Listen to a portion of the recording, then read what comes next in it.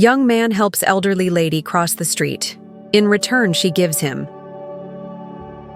The city was already awake and loud. Horns were blaring, engines roaring, people moving fast, bumping shoulders on crowded sidewalks. There was no room for hesitation. Here, just quick steps, sharp turns, and eyes glued to phones. The air smelled like coffee, exhaust fumes, and something fried from a food cart down the street. Through all the noise, a young man stepped out of a small apartment building. He paused for a second, squinting up at the sky, which was bright and harsh already. He adjusted his tie, tugged on the sleeves of a borrowed suit jacket that didn't quite fit, and took a deep breath. This day mattered. It wasn't just another job interview, it was the interview. Behind him, through the slightly open door, his mom's voice called out, "You got this, baby. Go show 'em what you're made of." He turned his head, catching a glimpse of her. In her wrinkled nurse uniform, half a piece of toast in her hand, her tired face smiling with pride. He gave her a quick nod, swallowed the lump in his throat and said, "Love you. Don't work too hard today." She waved him off with a soft laugh. "You know I will. Now go." The door clicked shut behind him, and for a moment, he just stood there, letting the city sounds wash over him. Then he started walking. Not fast, not slow, just steady, his shoes tapping against the sidewalk, one step after another. Every step closer to something he'd been chasing for a long time. The neighborhood passed by in blurs. Old corner stores with faded awnings, a barber shop with the windows boarded up, school kids waiting in uniforms, their backpacks too big for their frames. He glanced at the shop that used to be his favorite, Mr. Howard's barber, long gone now. Rent got too high. Things changed. He remembered sitting in that chair as a kid, swinging his legs while Mr. Howard clipped his hair and said things like, "Education is your ticket, young man. Use it to open doors." He had taken that advice to heart. Finished. Community college with sleepless nights and part-time jobs. Now, finally, he was walking toward the kind of job that could change everything, for him and for his mom. He was halfway across the block when he saw her, an older woman standing near the crosswalk, cane in hand, blinking fast behind thick glasses. Her white coat looked warm, maybe too warm for the day. She didn't look like she belonged in this rush of people. Her steps were small, almost uncertain. The light was about to change. Cars weren't waiting. Drivers leaned on their horns like they had somewhere more important to be. The young man glanced at his watch. He was already cutting it close. He couldn't be late, not today. But he looked again. The woman hadn't moved. Her hand trembled slightly around the handle of her cane. She looked at the traffic, then down at her feet. Then back at the light, which had started its countdown. 15 seconds. 14. 13. He could have walked on, pretended not to see, kept his head down like everyone else. But something inside him, something quiet but strong, told him to stop. He turned around, walked back, and approached her gently. "Excuse me, ma'am. Would you like some help crossing?" She looked up, a little startled. Her eyes were pale blue, and for a second, her face was unreadable. Then, slowly, it softened. She nodded, almost shyly. "I would appreciate that very much," she said, her voice warm but shaky. He offered his arm. She took it with a surprising grip. Together, they stepped off the curb, just as the light turned green. The cars stopped. Some didn't. One honked loudly as it crawled too close. He stepped in front of her slightly, shielding her from the edge of the street, not saying a word. She looked up at him, a bit surprised by his calm. "My, the city's gotten impatient," she said. He smiled, but didn't respond right away. As they reached the sidewalk on the other side, her grip lingered on his arm. She looked at him with something in her eyes he couldn't quite read. Kindness, gratitude, maybe more.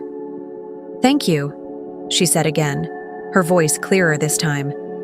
"People don't usually stop these days." He gave her a small nod. "Happy to help, ma'am." She didn't let go just yet, and neither of them knew in that simple moment that everything was about to change. All because he stopped. The woman's hand still rested lightly on his arm, even though they were safely across. Now, people hurried past, barely noticing. The city didn't slow down for anyone. Not for age, not for kindness. But for a brief second, time felt slower here, just at the corner. She looked up at him, her pale blue eyes studying his face. "You didn't have to stop," she said softly. "Most people, they just walk on by." He shrugged a little, unsure what to say. Felt like the right thing to do. She smiled, and something about that smile, gentle, almost sad, felt familiar. Not because he knew her, but because he knew that feeling of being overlooked, of standing still while the world rushed around you like you didn't exist. "I'm glad you did," she said. "I was beginning to think chivalry had truly died." He let out a short laugh. "Well, I'm trying to keep it alive." They both chuckled. Then a short silence settled between them, the kind that's not awkward, just quiet. "I'm heading that way," she said, gesturing toward a small bookstore on the next block. "If you don't mind walking with me a little longer." He glanced at his watch again. The interview time flashed at him, reminding him he should be moving, fast. But his legs didn't move. Not away, at least. "Of course," he said, and offered. His arm again. "Lead the way." They walked slowly, her cane clicking with each careful step. He matched her pace, not rushing, not checking his phone, just walking and listening. "Name's Ruth, by the way," she said. He smiled. "Nice to meet you, Ruth. I know," she interrupted, her lips twitching. "You look like a David," he blinked. "Close, Daniel." "Ah, Daniel," she said, pleased with herself. "Strong name. My late husband was a Daniel." A beat passed. "I'm sorry to hear that." "Oh, don't be," she said with a small laugh. "He lived a good life. Loved to read, loved to talk, and loved a good cup of tea." Daniel found himself smiling at the image. "Sounds like someone I would have liked." She nodded, her expression softening. "He would have liked you too. He had a good eye for people." They reached the bookstore. The windows were dusty. A cat dozed in the display, curled up between two hardcovers. Ruth paused, catching her breath, and looked at Daniel with something gentle in her face. "Before you run off to wherever it is you were going," she said, digging into her handbag, "I want to give you something." He held up a hand quickly. "You don't have to. Seriously, it's no trouble. I didn't stop for anything." "I know," she said, pulling out a small cream-colored card. "That's exactly why I want to." She pressed it into his palm. It was heavier than a regular card. The texture thick, elegant. Her name was written in raised letters. Beneath it, a phone number. "If you ever need help," she said. "Advice, a reference, anything at all, just call me." He stared at it, caught off guard. I don't know what to say." "Don't say anything," she said, her tone firm but kind. "Just promise me something." He looked up. "Promise me you won't let the world harden you," she continued. "There aren't many people left who stop in the middle of a busy day for a stranger. It says something about who you are. Don't let that part of you fade." Daniel nodded slowly, folding the card with care and slipping it into his inside jacket pocket. Somehow, it felt more important than the resume inside his folder. "Thank you," he said, voice quieter now. She gave him one final look, proud, warm, a little wistful. "You'd better hurry now," she said. "Wouldn't want you to be late." He stepped back, unsure how to leave, but then he just smiled. "Take care, Ruth." She waved him off, turning toward the bookstore door with her slow, steady steps. Daniel took off down the street, heart beating fast, not just from the run, but from something else.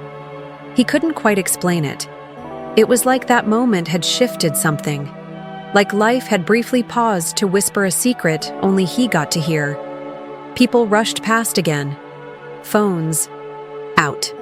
Heads down. But he wasn't thinking about his resume anymore. He was thinking about how a 5-minute detour somehow felt more important than the thing he was heading to. And as he turned the corner toward the tall glass building waiting up ahead, the card pressed lightly against his chest, he realized, maybe this day wasn't just about getting a job. Maybe this day was about something bigger. By the time Daniel reached the towering office building, his chest was tight and his breath short. He paused at the entrance, trying to calm his racing heart. Through the glass doors, he could already see men in sharp suits and women in heels, gliding across marble floors like they were born to be here. He didn't feel like he belonged, not in this world of polished shoes and shiny nameplates. But he squared his shoulders, tugged on the lapels of his too big blazer, and stepped inside. The lobby was quiet, almost unnaturally so. No shouting, no laughter, just the low hum of quiet conversations and the steady clicking of expensive shoes. A receptionist with perfect hair and perfect posture gave him a cool once-over before forcing a polite smile. Name? Daniel Brooks. I have an interview with Mr. Langston, 10 o'clock. She tapped on a keyboard with long, manicured fingers, then nodded. Take the elevator to the 14th floor. Someone will meet you there. Daniel muttered a quick thank you and headed toward the elevators, trying not to notice how the suit next to him cost more than his entire wardrobe. He caught his reflection in the elevator doors. He looked nervous, and too young, and maybe even out of place. But he stepped in anyway. Inside the elevator, he pressed 14. As it rose, he closed his eyes, ran through his mental script one more. Time, the company's history, recent acquisitions, growth projections. He had memorized it all, rehearsed every answer, smoothed out every wrinkle in his voice the same way he had ironed his one and only dress shirt that morning. Still, his hands were damp. When the doors opened, a young woman with a clipboard was already waiting. She gestured for him to follow, barely looking up.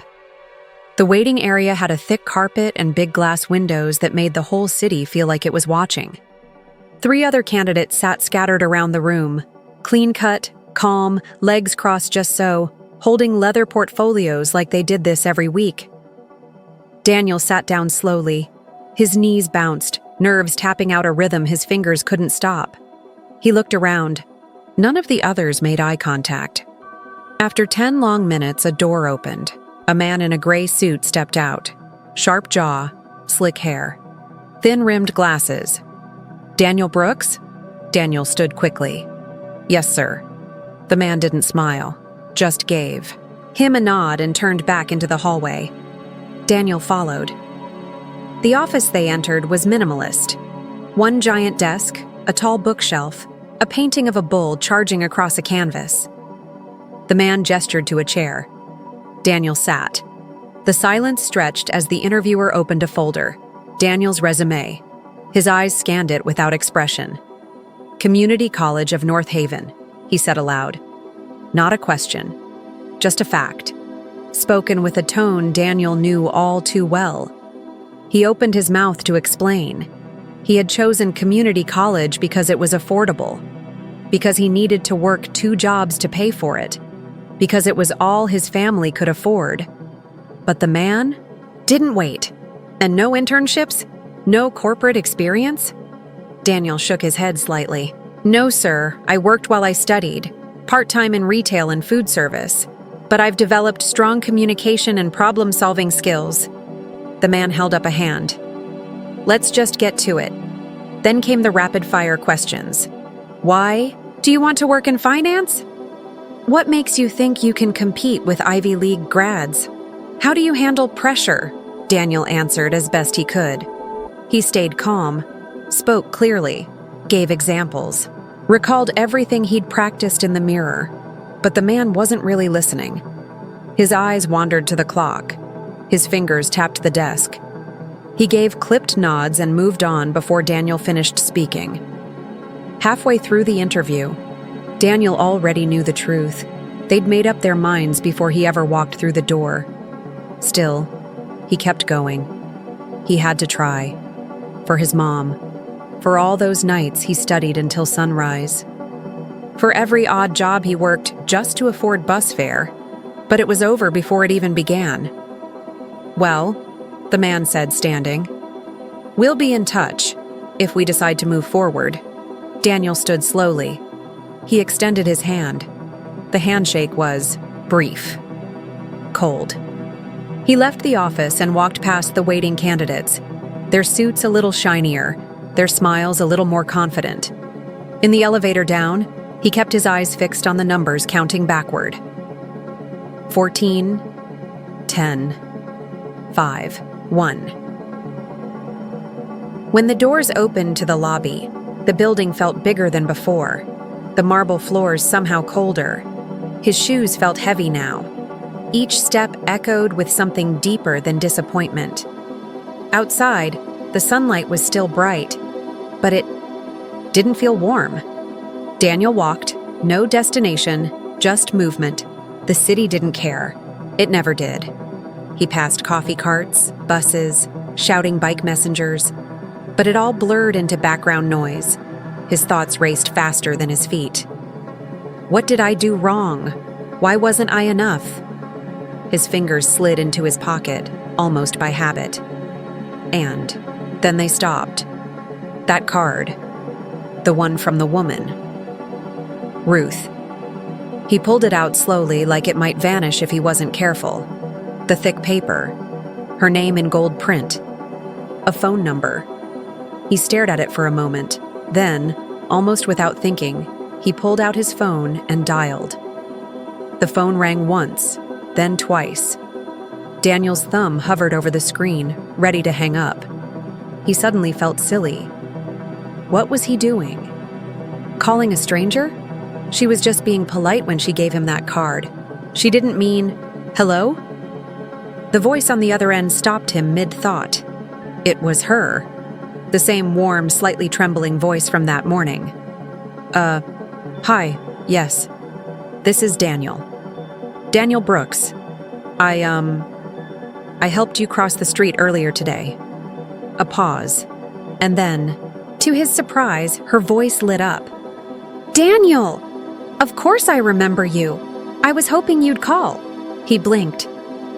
You were? Of course, she said. How did your interview go? He looked around. He was sitting on a bus stop bench now, surrounded by people scrolling through their phones, sipping iced coffee, pretending not to exist. I don't think it went well, he admitted. They didn't seem interested. She was quiet for a moment, not judging, not offering fake sympathy. Then, why don't you come over? I'd like to talk to you more. Daniel hesitated. I don't want to trouble you. Daniel, she said, her voice suddenly firm. I'm not offering out of pity. I'd simply enjoy your company, and I have something I'd like to ask. He glanced down at his shoes. His shoulders still slumped from the morning. Okay, he said quietly. Sure. She gave him an address. It was only a short subway ride away, but in a part of the city he had never visited. The streets were quiet there, cleaner, lined, with tall trees and old buildings that had stood the test of time. He walked slowly, double-checking the number on her card as he stood in front of a large brownstone with ivy crawling up the brick. It looked like something out of a different era, grand, but tired. Like it had lived through 1,000 stories already. He was just raising his hand to knock when the door opened. There you are, she said, smiling like she'd been waiting for him all day. She looked different now, not in her coat and hat, but in a soft cardigan and house slippers. Her white hair was brushed neatly and her eyes still sparkled with curiosity. Come in, she said, waving him inside. The house smelled like old books and lemon polish. Everything inside was quiet but full of history. The chandelier above them flickered slightly as Daniel stepped into the hallway. He followed her into a living room filled with warm light and floral cushions. A tea set was already waiting on the table. "I thought you might like a cup," she said. "And something sweet." "Sit." He did. She poured tea into delicate china cups, her hands steady despite her age. For a while, they just sipped in silence. Then she looked at him. Really looked at him. "Tell me something," she said, setting her cup down. "What do you want out of life, Daniel? I mean, truly." He opened his mouth, then closed it again. No one ever asked him that. Not seriously. He thought for a moment. Then the words started coming. "I want a better life," he said slowly. "For my mom. For me. We've struggled for so long, I want to make something of myself. I want to prove that I can be more than what people assume when they look at me." Her face stayed soft but focused. She nodded, not just to be polite, but like she understood. Deeply. "I want to help people too," he continued. "Eventually. People from my neighborhood. Kids who never get these chances. I thought this interview was the first step. But," he trailed off. "You were never going to get that job," she said plainly. He looked up, startled. "What?" "I know those types. They're not looking for heart. They're looking for someone who already fits into their world." She leaned forward. "But people like us? We build our own worlds." Daniel didn't know what to say. The silence in the room wrapped around him like a blanket. She stood, walked over to a bookshelf, and pulled out a thick leather folder. Then she sat back down and opened it, revealing pages of business documents, sketches, old photos. "I used to run a company," she said. "Import and export. We worked directly with small artisan groups, textiles, handcrafts, ethical trade. It meant something to me. It meant something to a lot of people." "What happened to it?" he asked. "My husband passed. My heart stepped away before I did." She looked at him again, but this time with a different expression, measuring, thoughtful. "I've been thinking about reviving a piece of it. Just a small part. Something manageable, something honest. But I can't do it alone." Daniel stared. "Are you asking me to help?" "I'm offering you a job, Daniel. Not a handout. A real job. One you'd have to earn every day. But I think you have what it takes, and I don't make offers lightly." He blinked. "Why me?" "Because you stopped when others didn't. Because you showed kindness when you had every reason to walk away. That tells me more about who you are than any resume ever could." His throat was dry. His heart pounded in his chest. "You don't have to say yes now," she added.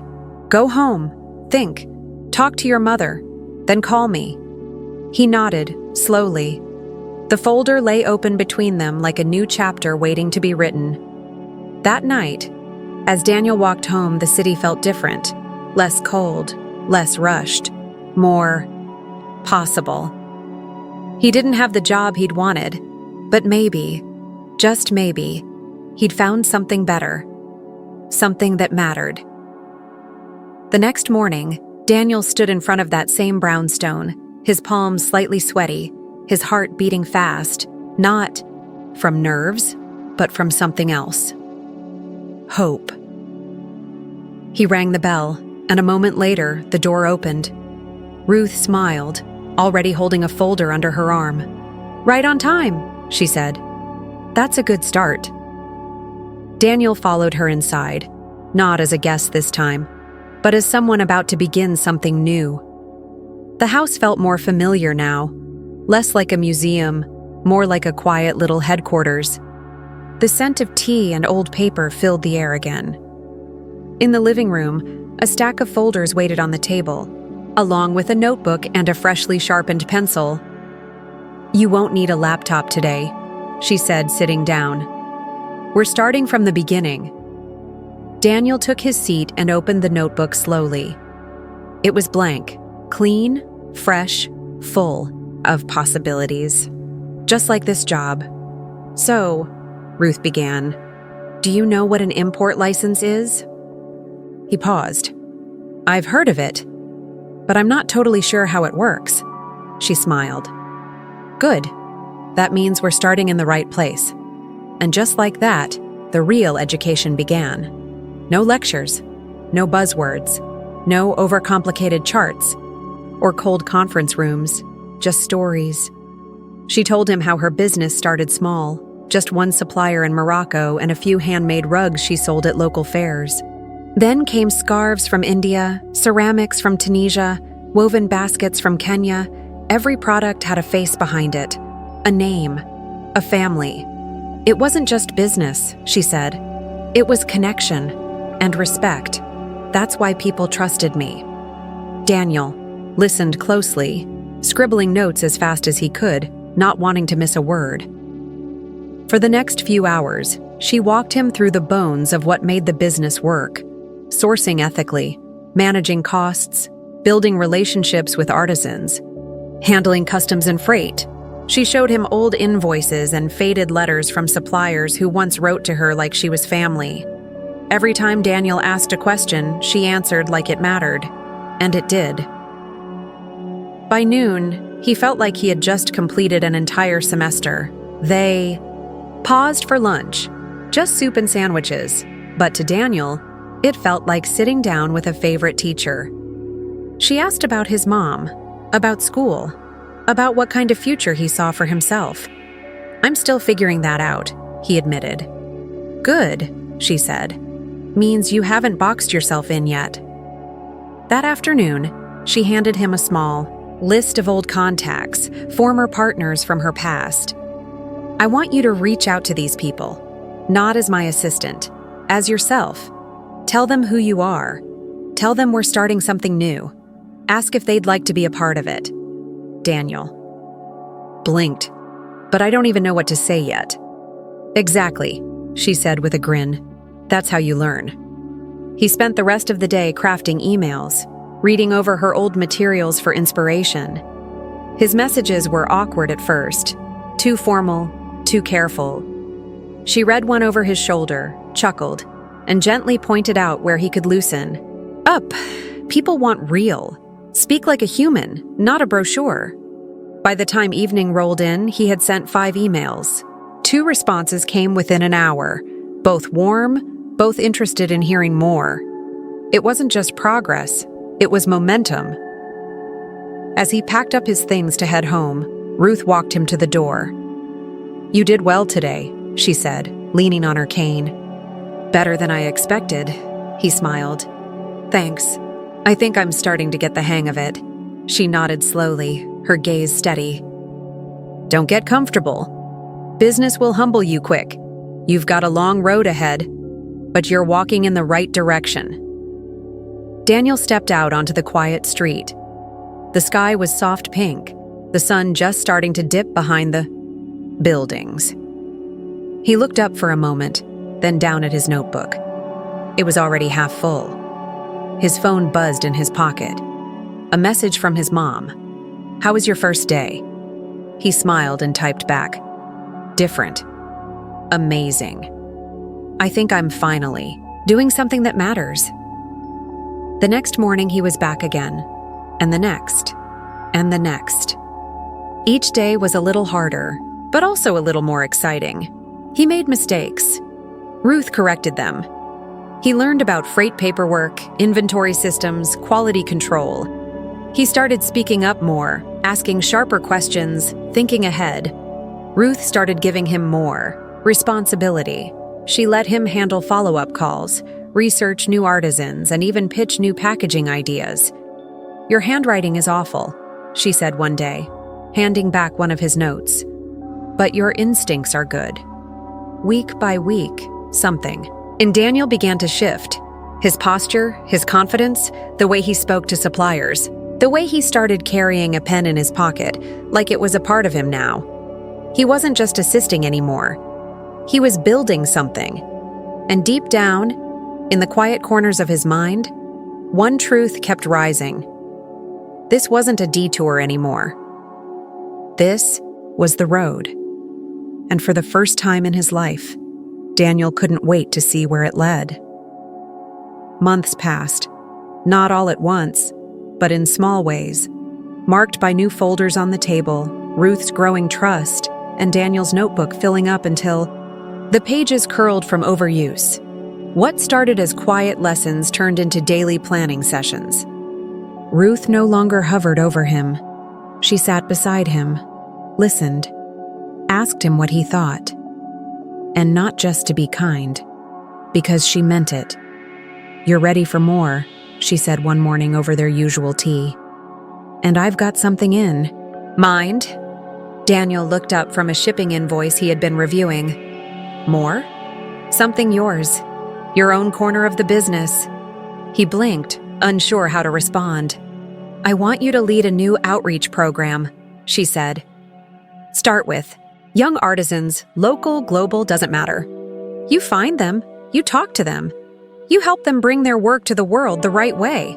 No exploitation, no shortcuts." He sat back, letting her words sink in. "You trust me to do that?" She smiled. "Trust isn't given. You earned it." It was more than a task. It was a mission. Daniel threw himself into it like it was his life's work. He spent his nights researching new designers and craftspeople, kids his age, some younger, trying to survive selling beadwork on street corners or hand-sewn bags on small Instagram pages with 10 followers and big dreams. He reached out, asked questions, offered guidance. He wasn't a boss. He was a bridge between their talent and something real. And the best part? He saw himself in them. Every conversation reminded him of how far he'd come and how far he still wanted to go. He thought about his mom, still working, but smiling more. Coming home from her shift and sitting at the table, asking him to tell her everything that happened that day. He did. Every night.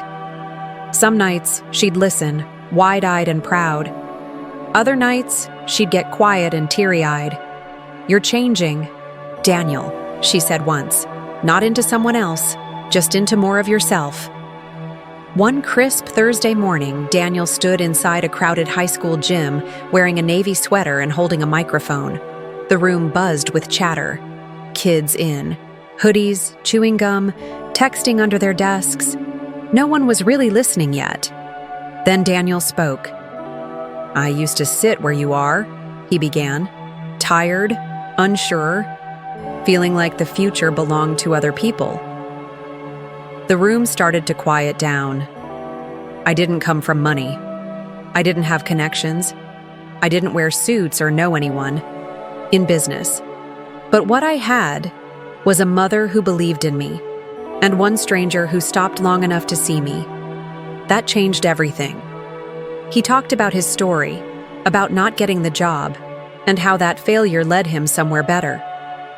About what it meant to help someone for no reason other than it being the right thing to do. About how small acts can open huge doors. He told them they mattered, that their ideas were valid, that they didn't need permission to dream. Afterward, students crowded around him. One girl, maybe 15, barely looked him in the eye when she asked, "Do you really think someone like me could do what you do?" He knelt to meet her gaze. "What's your name?" "Talia." "Well, Talia," he said, smiling, "I don't just think you could. I know you can. And I'm going to make sure people like you don't have to guess anymore." She smiled, shy, but real.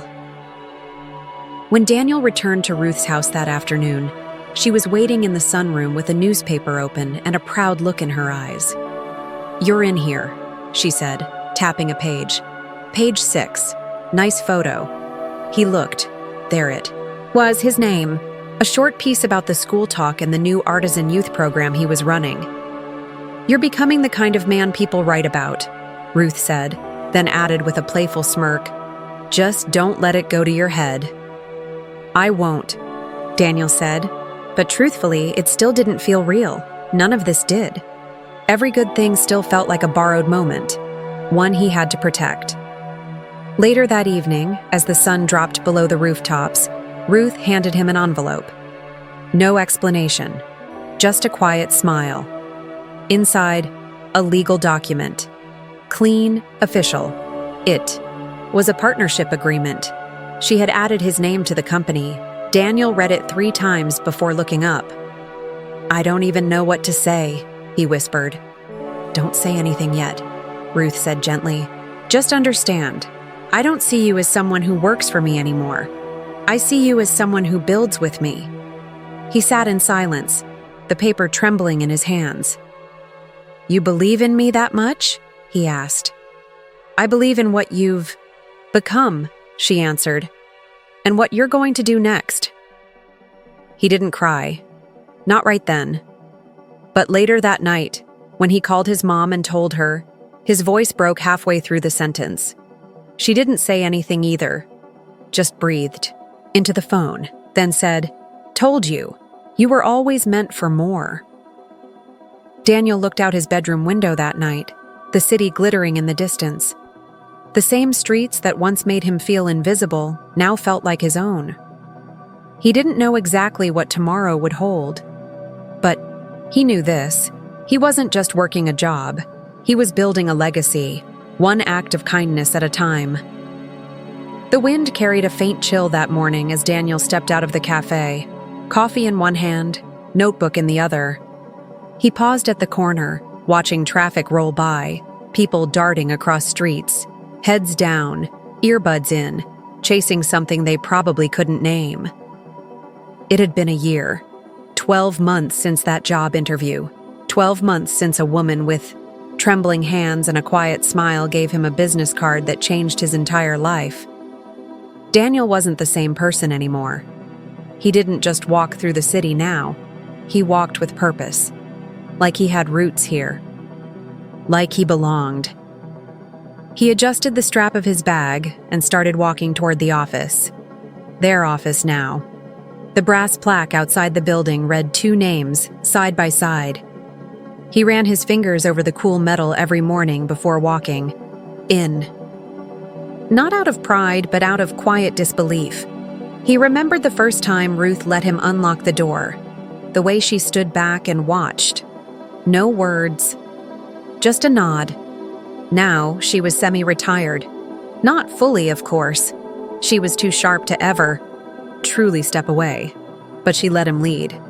Trusted him to make decisions, to shape the company in his own voice. And Daniel had done exactly that.